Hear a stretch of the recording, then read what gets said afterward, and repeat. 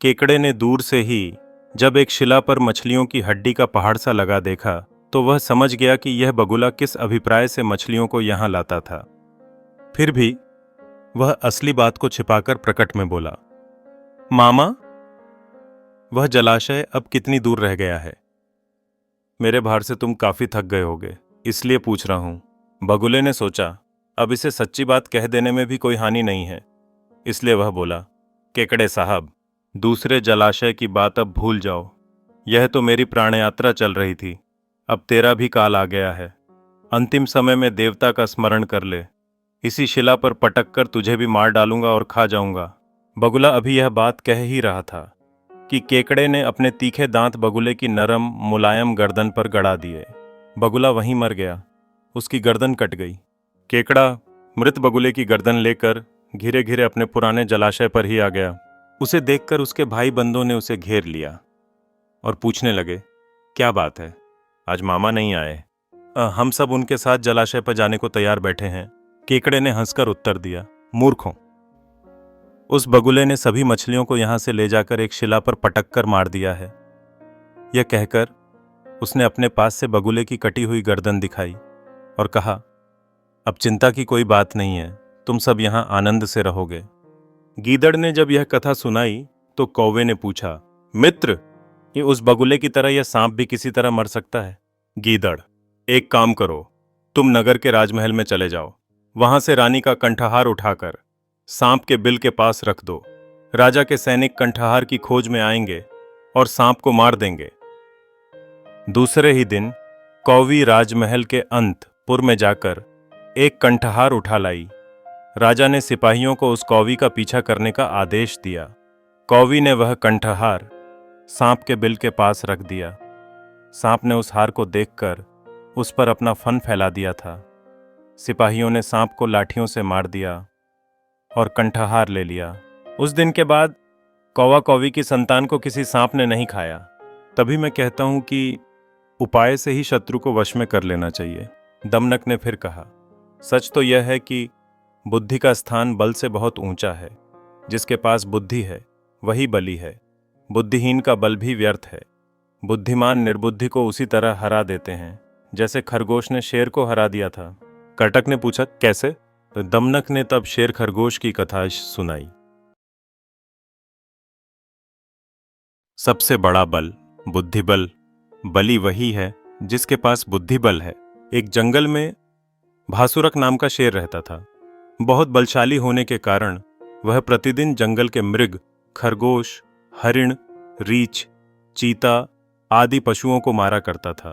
एक दिन जंगल के सभी जानवरों ने मिलकर सभा की और निश्चय किया कि भासुरक शेर से प्रार्थना की जाए कि वह अपने भोजन के लिए प्रतिदिन एक पशु से अधिक की हत्या न किया करे।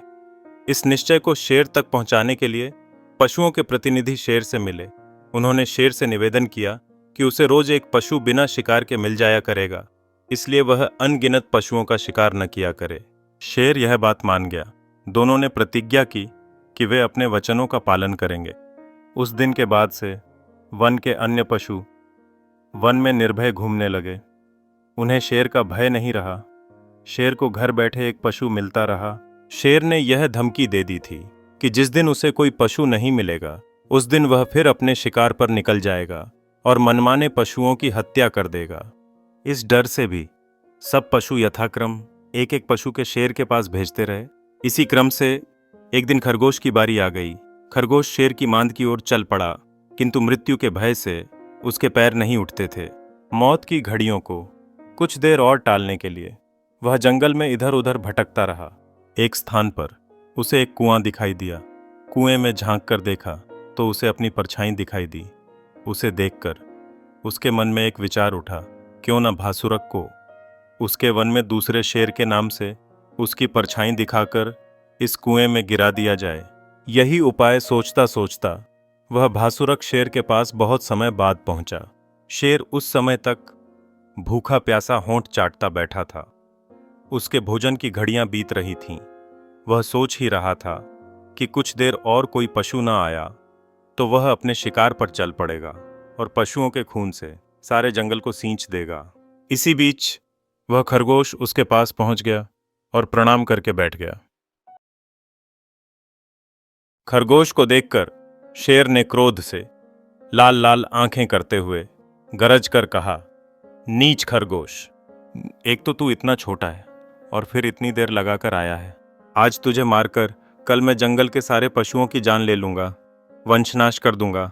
खरगोश ने विनय से सिर झुकाकर उत्तर दिया, स्वामी, आप व्यर्थ क्रोध करते हैं।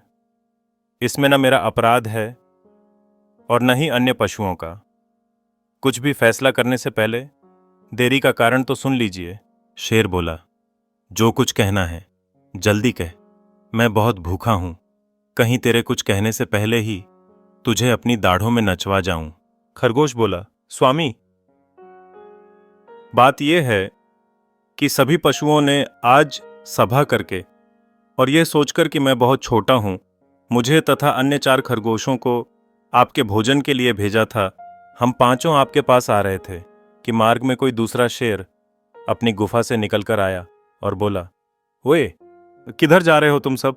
अपने देवता का अंतिम स्मरण कर लो, मैं तुम्हें मारने आया हूं। मैंने उससे कहा, हम सब अपने स्वामी भासुरक शेर के पास आहार के लिए जा रहे हैं। तब वह बोला, भासुरक कौन होता है? यह जंगल तो मेरा है, मैं ही तुम्हारा राजा हूं। तुम्हें जो बात कहनी हो मुझसे कहो। भासुरक चोर है, तुम में से 4 खरगोश यहीं रह जाएं। एक खरगोश भासुरक के पास जाकर उसे बुला लाए, मैं उससे स्वयं निपट लूंगा। हम में जो शेर अधिक बली होगा वही इस जंगल का राजा होगा। अब मैं किसी तरह उससे जान छुड़ाकर आपके पास आया हूं, इसीलिए मुझे देर हो गई। आगे स्वामी की जो इच्छा हो करें। यह सुनकर भासुरक बोला, ऐसा ही है तो जल्दी से मुझे उस दूसरे शेर के पास ले चल। आज मैं उसका रक्त पीकर ही अपनी भूख मिटाऊंगा। इस जंगल में मैं किसी दूसरे का हस्तक्षेप पसंद नहीं करता।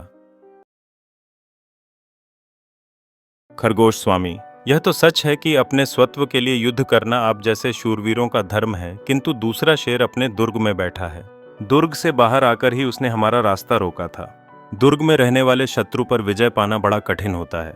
दुर्ग में बैठा शत्रु 100 शत्रुओं के बराबर माना जाता है। दुर्गहीन राजा दंतहीन सांप और मदहीन हाथी की तरह कमजोर हो जाता है। भासुरक, तेरी बात ठीक है, किंतु मैं उस दुर्गस्थ शेर को भी मार डालूंगा। शत्रु को जितना जल्दी हो नष्ट कर देना चाहिए। मुझे अपने बल पर पूरा भरोसा है। शीघ्र ही उसका नाश न किया गया तो वह बाद में असाध्य रोग की तरह प्रबल हो जाएगा। खरगोश, यदि स्वामी का यही निर्णय है तो आप मेरे साथ चलिए। यह कहकर खरगोश भासुरक शेर को उसी कुएं के पास ले गया जहां झुककर उसने अपनी परछाई देखी थी। वहां जाकर वह बोला, स्वामी, मैंने जो कहा था वही हुआ। आपको दूर से ही देखकर वह अपने दुर्ग में घुस गया है। आप आइए, मैं आपको उसकी सूरत तो दिखा दूं। भासुरक, जरूर। उस नीच को देखकर मैं उसके दुर्ग में ही उससे लड़ूंगा। खरगोश शेर को कुएं की मेड़ पर ले गया। भासुरक ने झुककर कुएं में अपनी परछाई देखी तो समझा कि यही दूसरा शेर है। तब वह जोर से गरजा। उसकी गरज के उत्तर में कुएं से दुगुनी गूंज पैदा हुई। उस गूंज को प्रतिपक्षी शेर की ललकार समझकर भासुरक उसी क्षण कुएं में कूद पड़ा और वहीं पानी में डूबकर प्राण दे दिए। खरगोश ने अपनी बुद्धिमत्ता से शेर को हरा दिया। वहां से लौटकर वह पशुओं की सभा में गया। उसकी चतुराई सुनकर और शेर की मौत का समाचार सुनकर सब जानवर खुशी से नाच उठे। इसलिए मैं कहता हूं कि बली वही है जिसके पास बुद्धि का बल है। दमनक ने कहानी सुनाने के बाद करटक से कहा, तेरी सलाह हो तो मैं भी अपनी बुद्धि से उनमें फूट डलवा दूं। अपनी प्रभुता बनाने का यही मार्ग है। मैत्री भेद किए बिना काम नहीं चलेगा। करटक, मेरी भी यही राय है। तू उनमें मेद कराने का यत्न कर। ईश्वर करे तुझे सफलता मिले। वहां से चलकर दमनक पिंगलक के पास गया। उस समय पिंगलक के पास संजीवक नहीं बैठा था। पिंगलक ने दमनक को बैठने का इशारा करते हुए कहा, कहो दमनक, बहुत दिन बाद दर्शन दिए। दमनक, स्वामी, आपको अब हमसे कुछ प्रयोजन ही नहीं रहा तो आने का क्या लाभ। फिर भी आपके हित की बात कहने को आपके पास आ जाता हूं। हित की बात बिना पूछे भी कह देनी चाहिए। पिंगलक, जो कहना हो निर्मम होकर कहो। मैं अभय वचन देता हूं। दमनक, स्वामी, संजीवक आपका मित्र नहीं बैरी है। एक दिन उसने मुझे एकांत में कहा था, पिंगलक का बल मैंने देख लिया, उसमें विशेष सार नहीं है। उसको मारकर मैं तुझे मंत्री बनाकर सब पशुओं पर राज्य करूंगा। दमनक के मुख से उन वज्र की तरह कठोर शब्दों को सुनकर पिंगलक ऐसा चुप रह गया मानो मूर्छा आ गई हो। दमनक ने जब पिंगलक की यह अवस्था देखी तो सोचा पिंगलक का संजीवक से प्रगाढ़ स्नेह है। संजीवक ने इसे वश में कर रखा है। जो राजा इस तरह मंत्री के वश में हो जाता है वह नष्ट हो जाता है। यह सोचकर उसने पिंगलक के मन से संजीवक का जादू मिटाने का निश्चय और भी पक्का कर लिया। पिंगलक ने थोड़ा होश में आकर किसी तरह गैर्य धारण करते हुए कहा, दमनक, संजीवक तो हमारा बहुत ही विश्वास पात्र नौकर है। उसके मन में मेरे लिए वैर भावना नहीं हो सकती। दमनक स्वामी, आज जो विश्वास पात्र है वही कल विश्वासघातक बन जाता है। राज्य का लोभ किसी के भी मन को चंचल बना सकता है। इसमें अनहोनी कोई बात नहीं। पिंगलक, दमनक, फिर भी मेरे मन में संजीवक के लिए द्वेष भावना नहीं उठती। अनेक दोष होने पर भी प्रियजनों को छोड़ा नहीं जाता। जो प्रिय है वह प्रिय ही रहता है। दमनक, यही तो राज्य संचालन के लिए बुरा है। जिसे भी आप स्नेह का पात्र बनाएंगे वही आपका प्रिय हो जाएगा। इसमें संजीवक की कोई विशेषता नहीं, विशेषता तो आपकी है। आपने उसे अपना प्रिय बना लिया तो वह बन गया, अन्यथा उसमें गुण ही कौन सा है। आप यह समझते हैं कि उसका शरीर बहुत भारी है और वह शत्रु संहार में सहायक होगा, तो यह आपकी भूल है। वह तो घास पात खाने वाला जीव है। आपके शत्रु तो सभी मांसाहारी हैं, अतः उसकी सहायता से शत्रुताश नहीं हो सकता।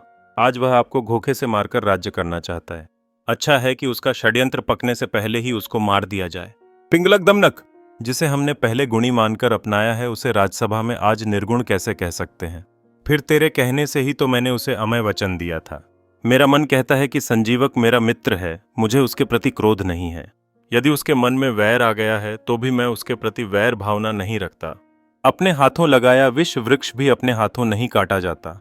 दमनक स्वामी, यह आपकी भावुकता है। राजधर्म इसका आदेश नहीं देता। वैर बुद्धि रखने वाले को क्षमा करना राजनीति की दृष्टि से मूर्खता है। आपने उसकी मित्रता के वश में आकर सारा राजधर्म भुला दिया है। आपके राजधर्म से च्युत होने के कारण ही जंगल के अन्य पशु आपसे विरक्त हो गए हैं। सच तो यह है कि आप में और संजीवक में मैत्री होना स्वाभाविक ही नहीं है। आप मांसाहारी हैं, वह निरामिष भक्षी। यदि आप उस घास पात खाने वाले को अपना मित्र बनाएंगे तो अन्य पशु आपसे सहयोग करना बंद कर देंगे। यह भी आपके राज्य के लिए बुरा होगा। उसके संग से आपकी प्रकृति में भी वे दुर्गुण आ जाएंगे जो शाकाहारियों में होते हैं। शिकार से आपको अरुचि हो जाएगी। अपना सहवास अपनी प्रकृति के पशुओं से होना चाहिए। इसीलिए साधु लोग नीच का संग छोड़ देते हैं। संगदोष से ही खटमल की तीव्र गति के कारण मंदविसर्पिणी जू को मरना पड़ा था। पिंगलक ने पूछा, यह कथा कैसे है?